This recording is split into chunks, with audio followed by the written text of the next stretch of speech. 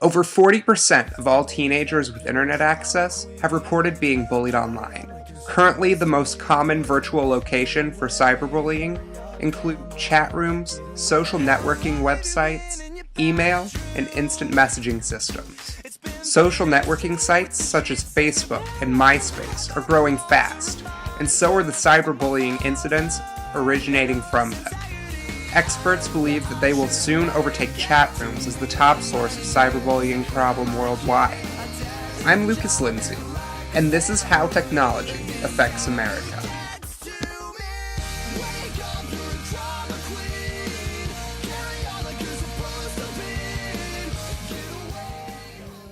The ways in which the information we give off about ourselves in photos and emails and MySpace pages and all the rest of it has dramatically increased our social visibility and made it easier for us to find each other, but also to be scrutinized in public.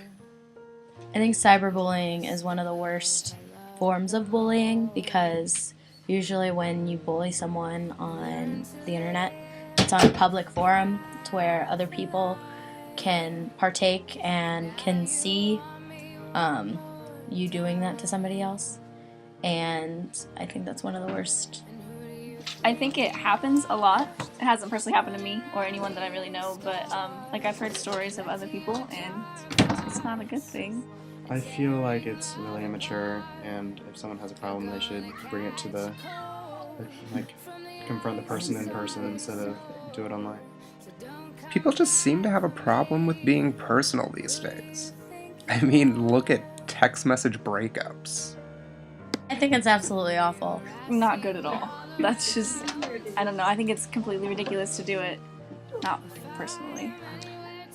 But maybe things like text message breakups are just part of another big problem in communication gaps because of technology. A lot of people, usually only use Facebook or different social sites like that to communicate, and it's not good. People are talking less in person, and like with texting and Facebook and everything, you know so much about each other's lives that you don't really have that much to talk about when you're actually hanging out.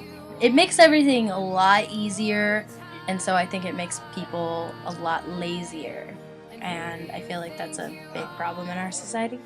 I don't think anyone would really argue against cyberbullying being bad, but what about all of the positives? I mean, there has to be something good about social networking, otherwise we wouldn't do it. It helps you connect with people that you can't see face to face, so it does improve communication in some ways.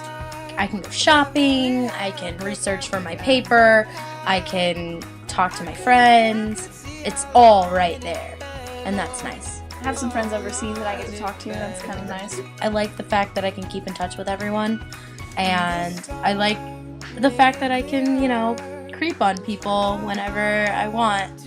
And like the other day, I was looking at people that I graduated high school with and seeing how their life goes. And so we ask the internet to keep interrupting us in ever more varied ways. We willingly accept the loss of concentration and focus, the fragmentation of our attentions, and the thinning of our thoughts in return for the wealth of compelling, or at least diverting, information we receive.